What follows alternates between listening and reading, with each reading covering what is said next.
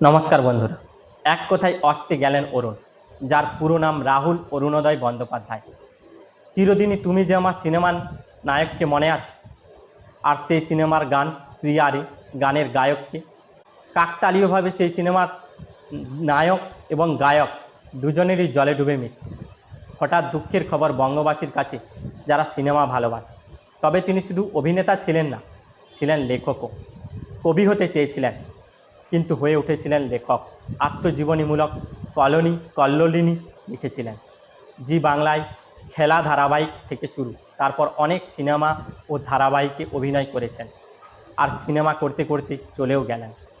একাধারে বামপন্থী বিচারধারাকে সমর্থন করলেও পার্টিতে যোগ দেননি কখনোই। ভোলে বাবা পার কারেগা শুটিং করতে গিয়ে মৃত্যু রাহুলের 29শে মার্চ।